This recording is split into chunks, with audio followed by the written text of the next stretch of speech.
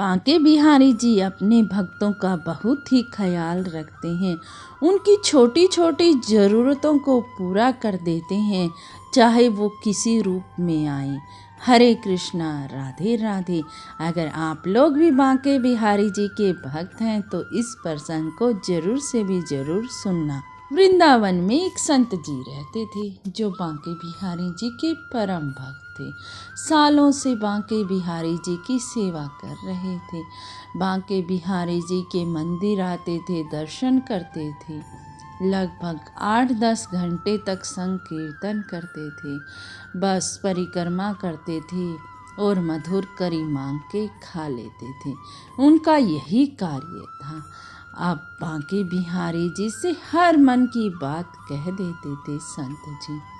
एक बार का समय था कि बहुत ही ठंड पड़ रही थी।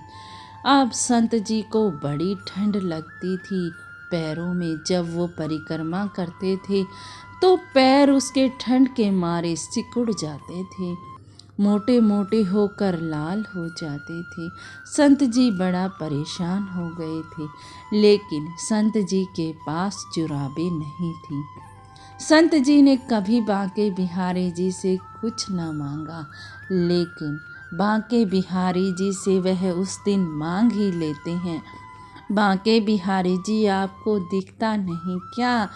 देखो, आपके भक्त के पैरों में ठंड लग रही है। आपके भक्त के पास जुराबे भी नहीं हैं। मैं आपसे कुछ नहीं मांगता, लेकिन आप तो जानते हो कि पैर ठंड के कारण मेरे पैर सूज गए हैं।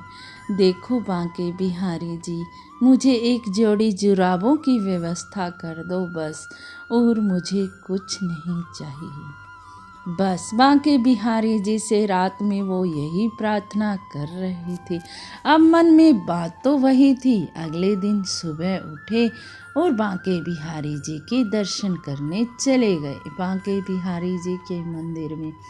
लेकिन पैरों का कष्ट देखते हुए उन्हें बार बार मन में यही विचार आ रहा था, बिहारी जी जुराबों की व्यवस्था हो जाती तो बड़ा ही अच्छा हो जाता, मुझे बड़ा ही कष्ट हो रहा है।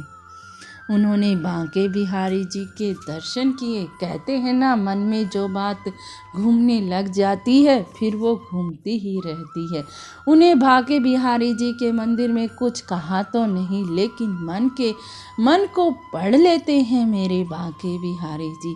तो मन ही मन तो संत जी सोच ही रहे थे कि जुराबों की व्यवस्था हो ही जाती।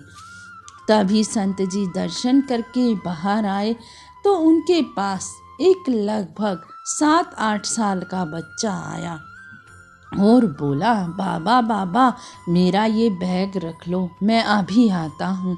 अब संत जी बोले, बेटा बैग तो मैं रख लूँगा, लेकिन आप कहाँ जा रहे हो? वो बोले, बाबा मैं अंदर प्रसाद नहीं लेके आया अंदर से, इसीलिए बिहारी जी के पास जा रहा हूँ प्रसाद लेने। आप यहीं पर बैठे रहना, अभी आ जाता हूँ मैं। अब बाबा वहीं पर बैठ गए मंदिर के बाहर ही कि बच्चा आएगा प्रसाद लेके तो उसका बैग दे दूँगा। अब संत जी बैठे रहे, लेकिन 1 घंटा बीत गया। अब संत जी को भी परिक्रमा मार्ग पर जाना था, इसीलिए संत जी दोबारा अंदर गए और बच्चे को ढूंढ रहे थे। सबसे पूछ रहे थे, एक सुंदर सा बालक था 7-8 वर्ष का, आपने देखा क्या? लेकिन गोसाइयों ने भी मना कर दिया।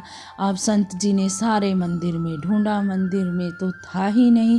अब संत जी ने सोचा कभी भीड़ में बाहर निकल आया हो। अब उन्होंने बाहर भी ढूंढा। फिर संत जी ने बैग खोल कर देखा तो उसमें हाथ से बनी हुई जुराबें थी।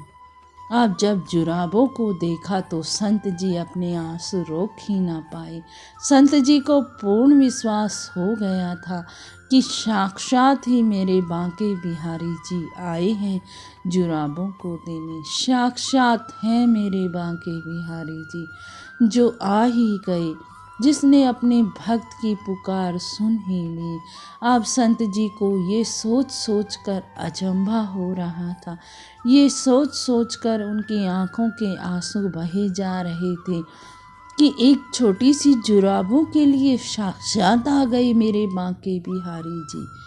तो भक्तों में ये प्रसंग यही सुनाना चाहती हूँ आपको कि अगर हम विश्वास के साथ बांके बिहारी जी से कुछ भी मांगते हैं, अगर हम भाव से ही मांगते हैं तो भी उन्हें पूरा कर देते हैं बांके बिहारी जी।